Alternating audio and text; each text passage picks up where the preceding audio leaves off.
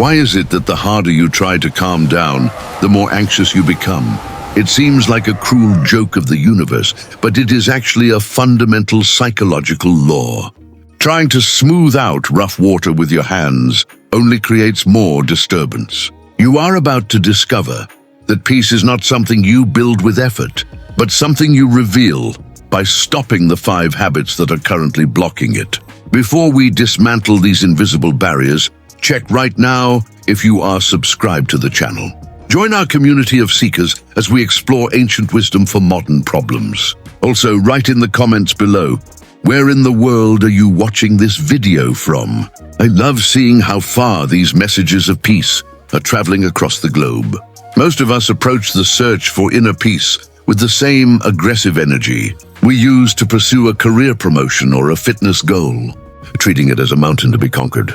We read books, we practice rigid meditation techniques, and we constantly monitor our thoughts, believing that if we just work hard enough, we will eventually force our minds into submission. However, this very effort is the root cause of our agitation, because the mind cannot be pacified by fighting against it.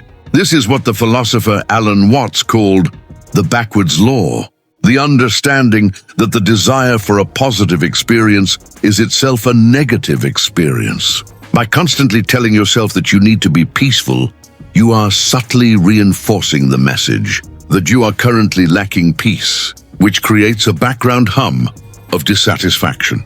It is like a man running frantically in circles, screaming at the top of his lungs that he is looking for silence. We have been conditioned to believe that happiness is an addition to our lives, a new skill to be learned or a new state to be achieved through accumulation. But the ancient Taoist masters taught the exact opposite. Peace is not a learning process, but a process of unlearning the chaotic habits we have picked up along the way. It is the natural state that remains when you stop disturbing your own water. If you feel exhausted by your spiritual journey, it is likely because you are swimming upstream, trying to force the river of life to flow according to your schedule. True wisdom begins when we stop adding more weight to our shoulders and start examining the heavy burdens we are already carrying unnecessarily. We must identify the specific errors in our approach that turn the sanctuary of the mind into a battlefield. Today, we will identify the 5 specific traps you are falling into, 5 subtle mistakes that push peace further away with every step you take towards it. By recognizing these errors, you don't just solve a problem.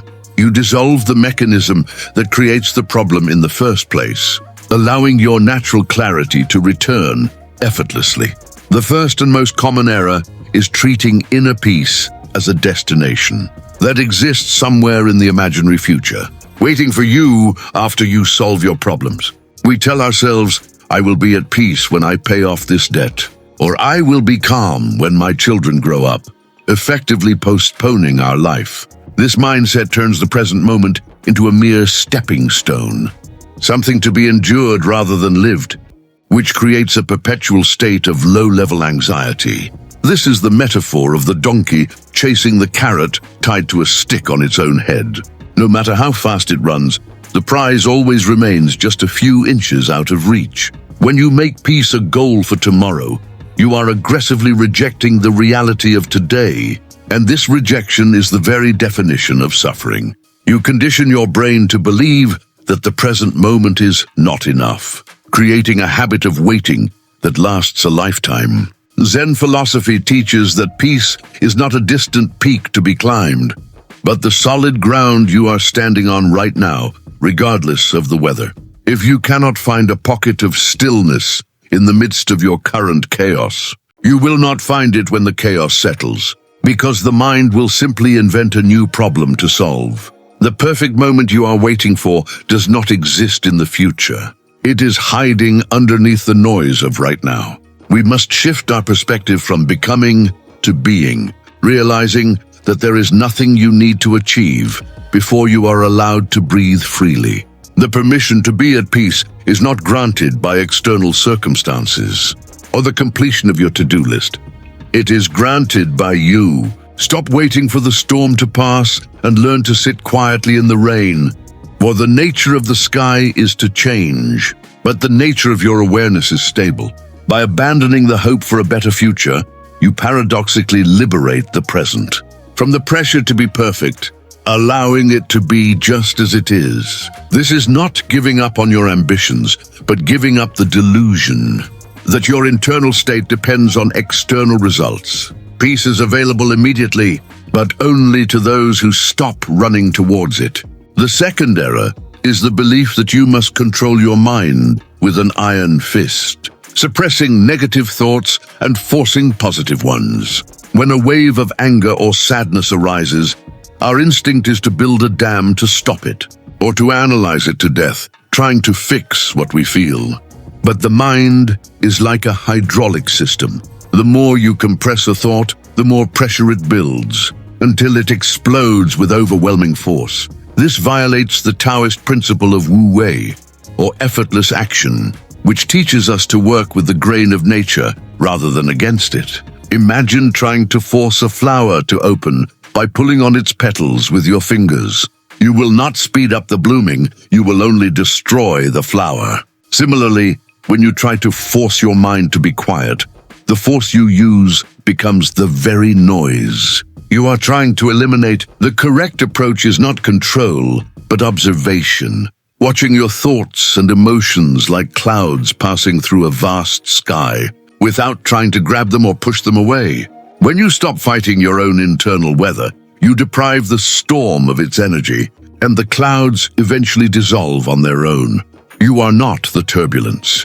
You are the open space in which the turbulence happens. Many people are exhausted because they spend their days acting as the border guards of their own psyche, constantly checking which thoughts are allowed to enter. This vigilance creates a chronic tension in the body and mind, a tightness that makes true relaxation impossible. To find peace, you must retire from the job of controlling the universe inside your head. Let the river of your mind flow freely. Sometimes it will be muddy, sometimes it will be clear. But if you do not interfere, it will always clean itself. Trust in the natural intelligence of your system to return to balance without your micromanagement. The art of peace is the art of leaving yourself alone. The third error is our compulsive habit of labeling every event, person, or sensation as good or bad the instant we encounter it. This binary way of thinking creates immediate emotional friction, because when we label something as bad, we automatically resist it, and resistance creates suffering. We become like a judge in a courtroom who never rests, slamming the gavel down on every moment of our lives. Remember the story of the old farmer who always replied, maybe, when his neighbors tried to judge the events of his life. He understood that our limited perspective cannot see the full picture, and that what seems like a curse today may be a blessing tomorrow. By suspending judgment, he remained emotionally neutral and invincible, while his neighbors rode a roller coaster of elation and despair. When you practice neutrality, you are not becoming indifferent or cold. You are simply removing the unnecessary drama that your ego adds to reality. A traffic jam is just cars on a road. It only becomes a terrible disaster that is ruining my day when you add your judgment to it. The event is neutral. The suffering is a creation of your commentary. To break this addiction, try to observe events as pure phenomena, stripping away the adjectives you usually attach to them. Instead of saying, "This is a horrible, painful day," try observing, "There is a sensation of tightness in the chest and rain outside the window." This slight shift in language creates a massive shift in consciousness, moving you from a victim of circumstances to a witness of reality. Inner peace is not the absence of difficult events, but the absence of your violent resistance to those events. As soon as you stop arguing with reality and accept the isness of the moment, the war ends. You lay down your weapons and realize that the world was never attacking you. It was just spinning. The fourth error is the misconception that wisdom is a process of accumulation, where you must gather more knowledge, more techniques, and more spiritual tools. We hoard books on philosophy, attend endless workshops, and fill our homes with incense and crystals. thinking that peace is something we add to our inventory. But a cluttered mind, even if cluttered with spiritual concepts, is still a noisy mind. Lao Tzu famously said, "To attain knowledge, add things every day. To attain wisdom, remove things every day."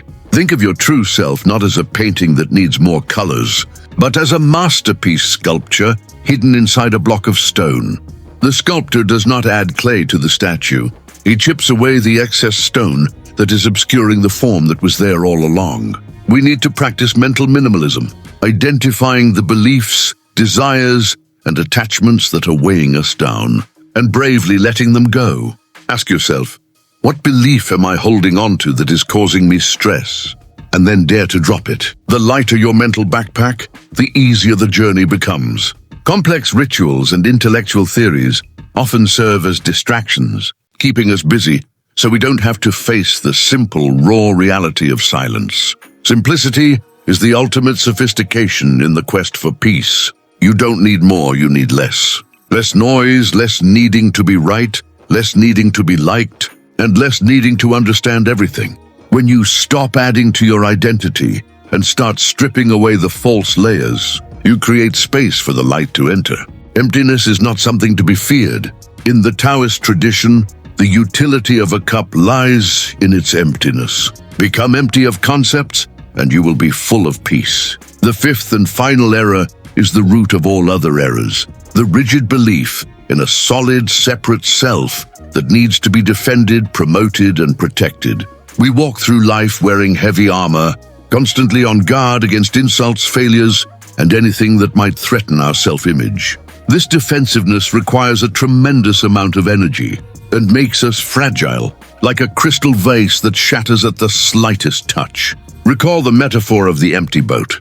If a boat hits you in the fog and it is empty, you don't get angry. But if there is a person in it, you scream.